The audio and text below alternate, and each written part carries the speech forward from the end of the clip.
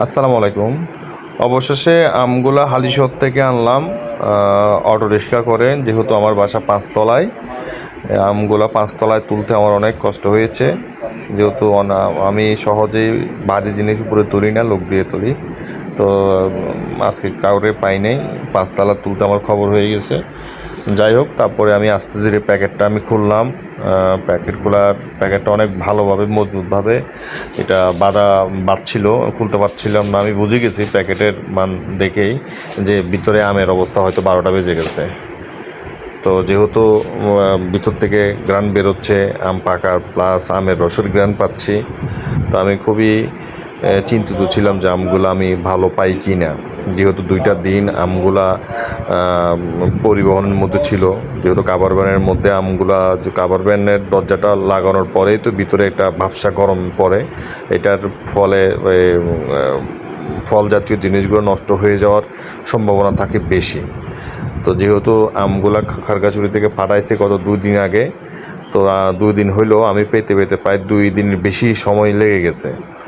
তো এটা যে আম পাঠাইছে তার দোষ না, এটা হচ্ছে কুরিয়ার সেন্টারদের সার্ভিসদের দোষ। এটা যারা সার্ভিস দিয়ে থাকে তারা বোঝার উচিত ছিল যে এটা যেহেতু এটা ফল জাতীয় জিনিস, এটা আমরা হয়তো একদিনের মধ্যে পরিবহনটা আমরা করি। ওইভাবে যদি এটা মেনটেন করতো তাহলে আজকে ফলাদিগুলো এরকম হতো না।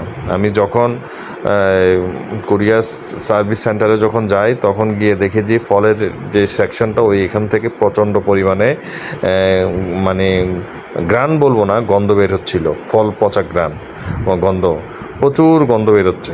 এক মহিলাকে দেখলাম, তার মা তার জন্য আম পাঠাইছে, কাঁঠাল পাঠাইছে, কাঁঠালগুলো পচে ওখান থেকে রস বের হচ্ছিল। তো আমি মহিলার সাথে কথা বললাম যে আপা, এগুলো আপনার কোত্থেকে আসছে? তো উনি বললো ওগুলো নাকি ওনার ভোলা থেকে আসছে। তো ভোলা থেকে চিটাগাংয়ে আসছে, পৌঁছাতে সময় লাগছে 2 দিন। তো ওই 2 দিনে ওনার এই কাঁঠালগুলো পৌঁছা রস বেরোচ্ছে। যদিও উনি খেতে পারবে না, মা পাঠাইছে এই কারণে আসে উনি পচাগুলোই নিয়ে যাচ্ছে, কারণ রস ট্যাপ করে বোঝা যাচ্ছে যে এটা জিনিসটা খাওয়ার উপযোগী না। তো যাই হোক, তখনই আমি বুঝে ফেলছি যে এটার কী অবস্থা হয়। তারপরও আমি এনে প্যাকেটিংটা খুলে আমার আমগুলো চেক করলাম, দেখি যে না, তেমন একটা আম পচে নাই, মাত্র 12টা আম নরম হয়ে ভর্তা হয়ে গেছে।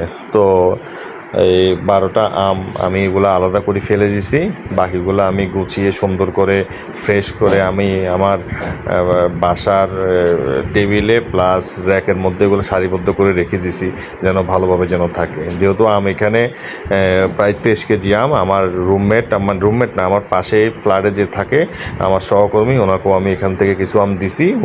উনি অর্ধেক নিচ্ছে, আমি অর্ধেক নিছি, কারণ এতগুলো আম আমি একা শেষ করতে পারবো না।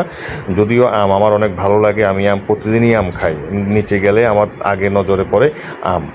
তো যাই হোক, আশা করি আপনাদের কেমন লেগেছে জানাবেন। আর কেউ এই গরমের মধ্যে এভাবে আম পরিবহন করবেন না, তাহলে আমগুলো নষ্ট হয়ে যাওয়ার সম্ভাবনা থাকে বেশি।